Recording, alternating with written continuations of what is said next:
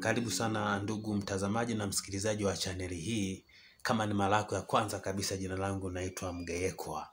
Nitafute YouTube kama Mgeyekwa Official. Leo tajifunza kitu kidogo kabisa, lakini ni kitu kikubwa kwa wale beatmakers. Tunaangalia namna ya kufill black kwenye main variation zako ambazo unakuwa umetengeneza beat. Unaweza kuwa hizo umetengeneza kwenye main variation A au B au C. Unataka usisumbuke sana kutumia hii break, basi unaweza ukafill in kwenye hizi main variation. Okay, tunafanyaje? Stay tuned.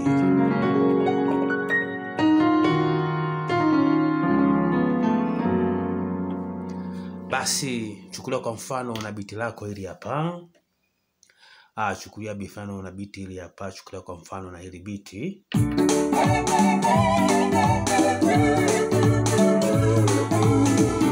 Okay, sawa. Sasa nataka badala ya ninapohama kwenda kwenye main variation nyingine kutumia hii break, sasa naweza nikafill hii break ambayo nimeitengeneza, ninaweza nikafill kwenye main variation D au C au B au A. Tunafanyaje? Ni rahisi kabisa. Unachokifanya wewe, nenda hapa kwenye neno auto fill in. Nenda kwenye hii button ambayo imeandikwa auto fill in. Una click hapo. Kisha click sema okay. Baada hapo button hapa namba 8 hapa ina correspond na hii okay. Kwa weka okay. Kisha weka okay, basi una fill break.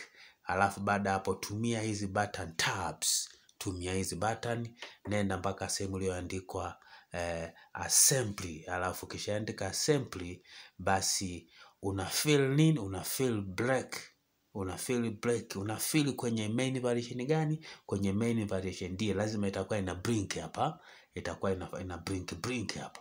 Basi ujue hapo hii iko active. Kwa hiyo baada ya hapo ninaanza kwa mfano hii hapa break yangu hapa nimetengeneza kwa kutumia rhythm 1 na rhythm 2, yani kile chumba cha kwanza na chumba cha pili nimetengeneza, ndio nimeunganisha ili nitengeneze break. Kwa hiyo kwa mfumo huo nina copy, naenda kwenye rhythm 1 napandisha kwa kutumia hii hapa, napandisha hapa kwenye rhythm 1, halafu then ninashuka chini mpaka sehemu iliyoandikwa break, kwa sababu na fill break.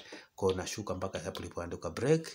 Halafu break yangu nimetengeneza kwa kutumia vyumba viwili, yani rhythm 1 na rhythm 2. Kwa nashuka napo rhythm 2 na fill break kwenye main variation D. Kwa nashuka mpaka kwenye break namna hii hapa. Nashuka natafuta break iko wapi? Break hii hapa. Baada ya hapo nina click okay, kwa maana na save. Baada hapo nina save namna hii hapa. Na save. Nikisha save natoka nje ya uwanja wa kurekodi namna hii hapa. Kwa mfano najaribu kuruhusu hapa uone namna ambavyo imekubali.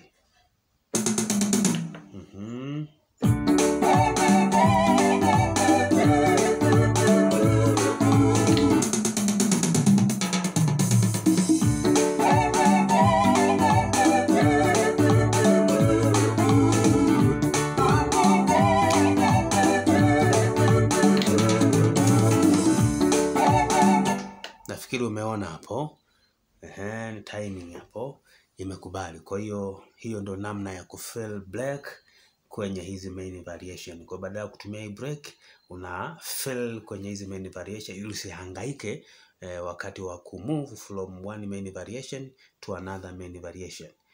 Thank you for watching. Please don't skip. Subscribe, write anything to the comment, then I will answer. Ciao.